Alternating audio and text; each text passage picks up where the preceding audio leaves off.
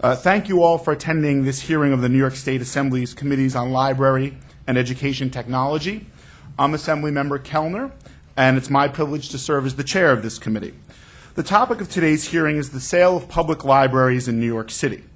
It's an important subject and one that has been gotten a great deal of public attention and a bit of controversy. New York's public libraries are lightly considered a critical element in our city's reputation as the cultural capital of the world. It's hardly a coincidence that the lions guarding the entrance to New York's public library are an iconic emblem of our great city, on par with the Statue of Liberty and the Empire State Building.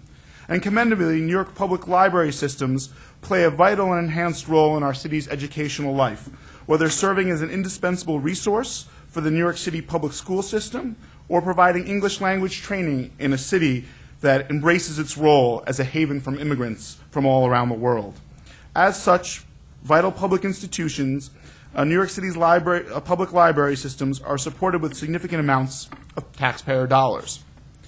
As the noted author Doris Lessing once observed, a public library is the most democratic thing in the world. It's therefore incumbent upon all of us, and particularly those of us who hold elective office, to consider carefully how we can best serve as stewards of these most public of institutions. Our libraries are in many ways sacred public spaces, and public officials have a duty to guard those treasured resources just as the lions stand watch over the main branch of the New York Public Library. There is no doubt, like so many public institutions, our libraries are grappling with difficult financial circumstances. Government support and philanthropic donations have been negatively affected by the Great Recession that began in 2008. Library patrons' habits are changing in this internet age. Many readers are turning to electronic books, and many researchers are relying more on the internet. Given this confluence of factors, New York City's public libraries are understandably reassessing how they can best serve the public and how they can best use their resources to do so. That said, many patrons of New York City's fabled public libraries have raised significant concerns about what they see as an ominous trend, the selling off of buildings that house public libraries, with the proceeds underwriting library operations and bolstering library system endowments, and the end result being that the public has less convenient access to books in fewer library branches, which in turn are smaller than those they were intended to replace. In comparison, a similar transaction involving an equally treasured public asset, public parkland, would require an act of the state legislature, a stricture that does not apply to public libraries. Many New Yorkers, needless to say, wish that the so-called alienation of public library buildings would entail a much stricter scrutiny than it currently does. New Yorkers are seeking assurances that when our public library systems sell off their assets as part of restructuring, the public will receive a benefit of greater or at least of equal value. Sadly, that has not always proven to be the case. The canary in the coal mine was the sale in 2008 by the New York Public Library of the space that provided a home to the much-beloved Donnell Public Library in Midtown Manhattan. The Donnell building happens to be a matter close to my heart. I have a Bachelor of Fine Arts from NYU, and I spent many a day there because if you could show that you could operate a 16-millimeter projector, you could take out their prints. And so the loss of Donnell saddens me greatly. It is now what is now widely considered to have been a bad deal. The building on West 53rd Street housing the Donnell was sold by the New York Public Library to a private developer for a net gain of only $39 million.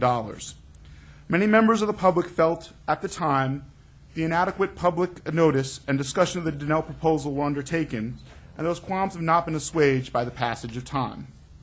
The initial developer proposed to build a new public library on the ground floor of the building, a library that was slated to open in 2014. Once the economic downturn set in, however, that developer backed away to be replaced by a joint consortium of Tribeca Associates and Starwood Capital, which is now building a 50-story building with a hotel and private residences. A penthouse unit in that building has already been sold for $60 million, one-third more than the New York Public Library's net profits from the entire building they sold in the first place. And now library patrons will be provided with new public library space in the building at about one-third the size of the original Donnell Library that has now been consigned to the ash heap of history. It is now hoped that the new library at the site might open before the end of 2015. Few would argue that this scenario was optimal for library patrons, but it's it's one we fear will replicate itself many times over and throughout our city's public library system. Given the pre-existing public dissatisfaction with the unfolding of the Donnell Library saga, the New York Public Library's ambitious central library plan is now raising even more widespread and voracious objections from many quarters. Similarly, the proposal by the Brooklyn Public Library to raise the Brooklyn Heights branch and sell off the site, and continued fears that its Pacific branch is also on the chopping block, have inspired great anxiety and vocal opposition. The New York Public Library's central library plan envisions the closing of the Mid-Manhattan branch at East 40th Street and Fifth Avenue, and of its Science, Industry, and Business Library, known as SIBL, at Madison and 34th.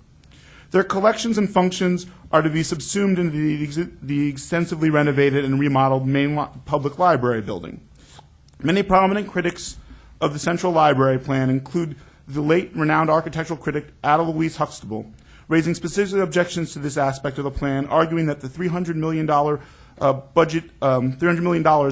for the enormously complex plan to remove the stacks at the main library would be better spent in the public interest by renovating the Mid-Manhattan branch instead.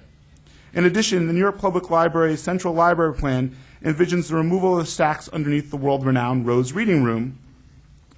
Such an undertaking will be enormously complex and expensive, since the stacks literally physically support the Rose Reading Room.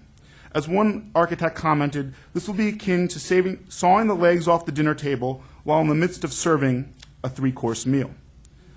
I would add that while such a move might prove feasible, it's certainly going to make serving dinner a lot more complicated. One consequence of the central library plan will be the removal of many books housed there in New Jersey, where they will still be available for circulation, albeit within a 24-hour waiting period, between the moment a library patron requests a book and the time he or she is actually able to read it. This prospect has raised considerable concerns among scholars and researchers, as well as laypersons who cherish their ability to check out books quickly and conveniently from their beloved public libraries. New Yorkers are not known for their reticence in expressing their opinions, often colorfully and loudly, and the recent moves by the New York Public Library and the Brooklyn Public Library are not exempt in this regard. Needless to say, changes of this complexity are bound to inspire controversy and deserve to be the focus of significant public attention and considerable community input.